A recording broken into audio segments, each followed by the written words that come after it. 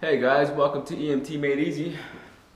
I am going to be going over EMT's well-being today. So first off, let's talk about pathogens. So what are pathogens? Pathogens are anything that cause harm to your body at a microscopic level, like real tiny stuff, but they cause harm to your body. There are different types of pathogens, so just remember this. A pathogen causes damage at a real small level, right? Some are viruses, bacteria, fungi, and protists, or protists. I'm not sure if I spelled this right. So first, let's talk about viruses, and let's talk about how they can actually get into your body and how they spread in your body. So what happens is, we'll say that this right here is a cell, right? And this is a virus that came into your body. It doesn't matter if it came through contact with blood, fluid, somebody sneezed on you, but it got into your body, maybe your airway, maybe through a cut, right? Well, once it's actually in your body, it will attach to any cell, so it could be any cell. And what the virus does is that it tricks your cell into allowing it in. So it's like a key, the whole key concept, right? This will match up with one of the little receptors on the outside shell of the cell, and then once it's actually attached right here, it unlocks the cell and it just kind of goes right into it. Once this is inside, it kind of gets pulled into the center and towards the nucleus. And then once it's actually close enough, this right here will kind of just blow up. It's just gonna blow up. It's gonna disperse inside the cell body, right?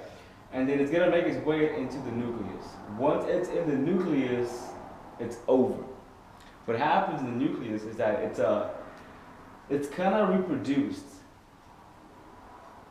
Copies of this virus are continuously made in the nucleus, right? So they're produced, it's like a little factory.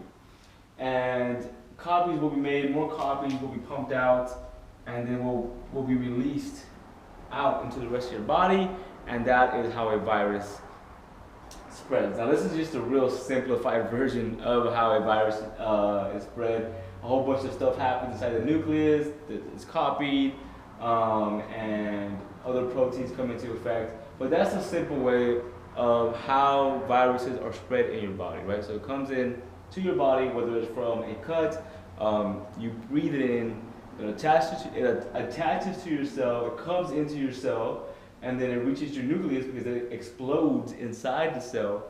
And then once it made it into your nucleus, copies are then made of that virus. It's reproduced in that virus.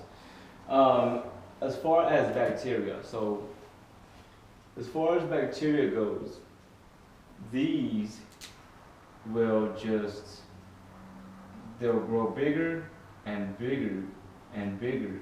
And when they get big enough, they'll just split apart. And then one turns into two, and then they get bigger and bigger and bigger and bigger and bigger. And then this one will split into two.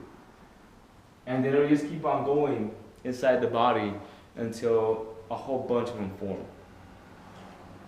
As far as fungi, there's various ways that this can actually occur. So I'm going to put various. What can happen is it can split, so it can grow bigger and then split also. It could actually have the whole sperm and egg concept where they kind of mate. It's kind of weird. And protists, so this is a weird, little weird thing right here, because if it follows this thing right here, what this means is that scientists or researchers out there found something in the world that has a nucleus, so it has one of these, right? But it doesn't really fit into the animal category, so it's not an animal, right? And it doesn't fit into the fungus category, it doesn't fit all the criteria for a fungus, so it's not a fungus, and it also doesn't fit into the plant category, so it's not a plant. So what scientists do and researchers, just people in general, when they discover something new that has a nucleus, And it doesn't fit into any one of these categories.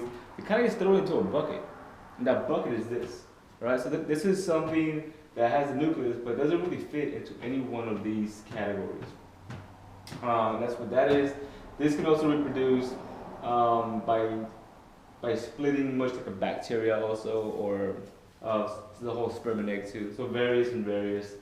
This one just splits, and this one gets reproduced into cells. So this one actually needs a host. So this one needs a host, so it needs a cell, a living organism for it to continue breathing. So why are these bad for you, really?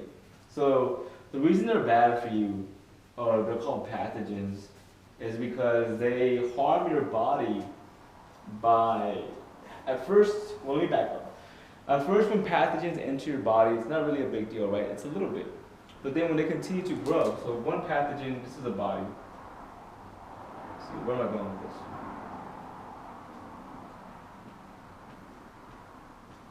It's a belt. It's a head. Alright, so what happens is when one pathogen, whether it's a virus, it's a bacteria, fungi, whatever it may be, right? Once a pathogen gets into your body and it starts to kind of duplicate,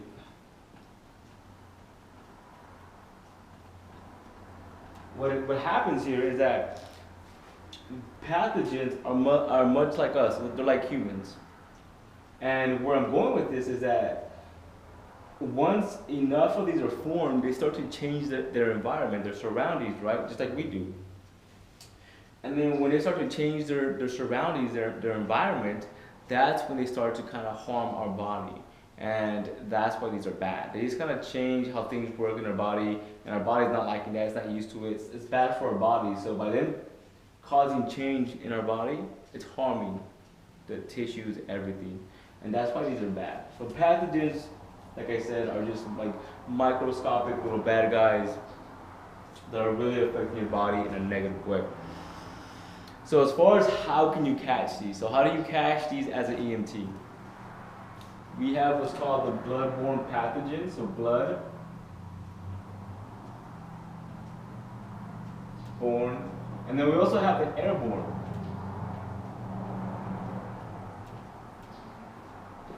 So easy. If you get a bloodborne pathogen, all this means is that you caught it via the blood, so by touching blood, right, or some kind of fluid that was contaminated with a virus, a bacteria, a fungus, and it made it into your bloodstream.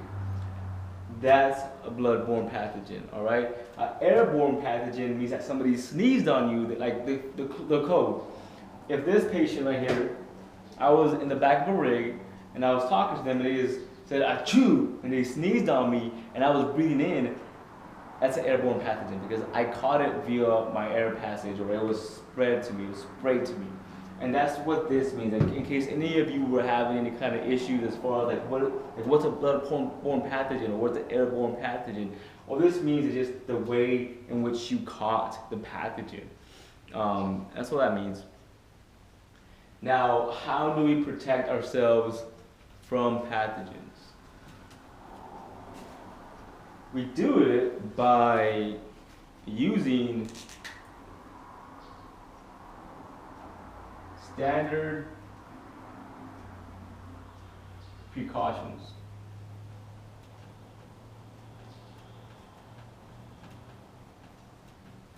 Standard precautions just means that you have everything you need to not get infected.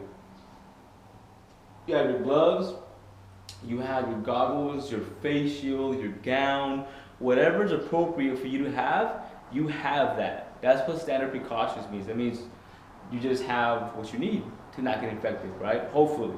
And then you also have what's called the body substance isolation.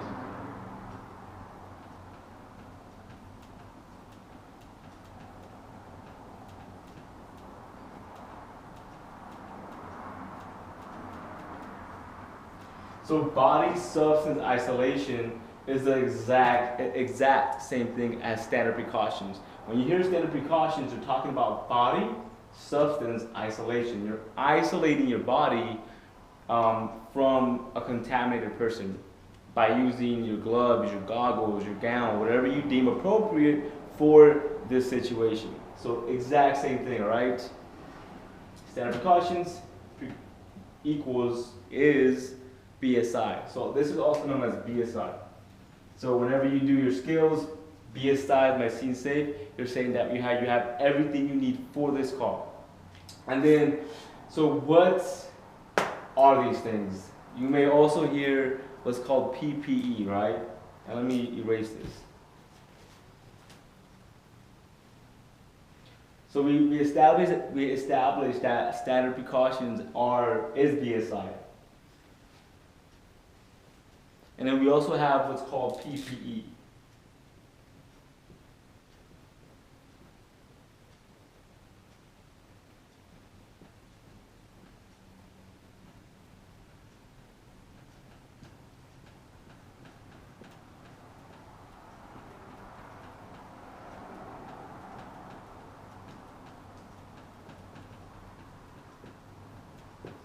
So PPE means personal protective equipment. This is just what that sounds like. It's the equipment you need to make sure you have body stuff, substance isolation. So this is talking about the physical, the actual goggles, the actual gloves, the actual gown, right? So body substance isolation means that you have that stuff on, right? That you have whatever you need.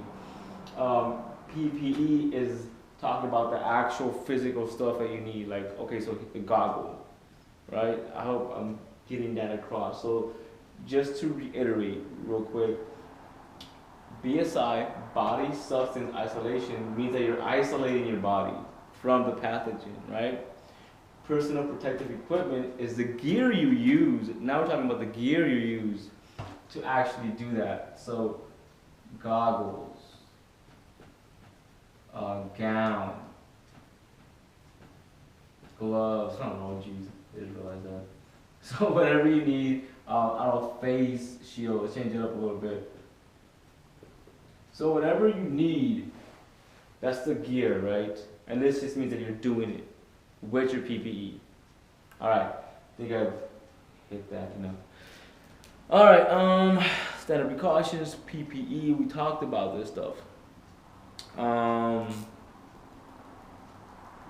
So what if you get infected? What if you get a virus? What if you get HIV, right? Let's just say, what if you think you may have caught it?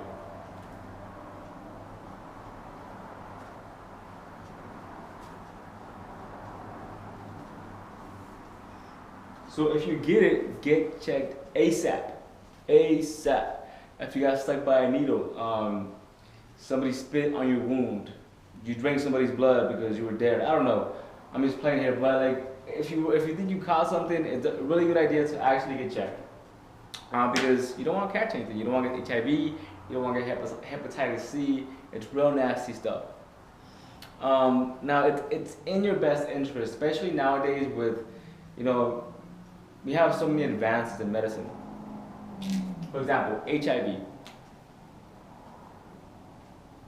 So if you were to actually catch HIV and you were to go to a facility to get checked for HIV, or you're not sure if it's in your system, there are these pharmaceuticals now, that this drug, this treatment they give you to get rid of it. So if you actually, let's say you got stuck with a needle, and that needle did have HIV in it, if you actually go to the clinic, and it's called PEEP, and let me make sure I spell this right.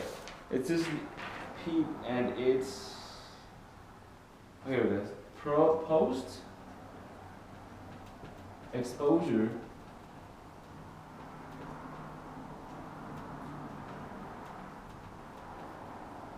prophylaxis. All right, prophylaxis. So if you ever hear of PEEP, post exposure prophylaxis, they're talking about the treatment you get for HIV within a 72-hour window. So if you were to catch HIV, you were stuck by something that had HIV in it, and you got checked out, and then you went through PEEP, the post-exposure prophylaxis, you would actually get rid of HIV before it actually starts to multiply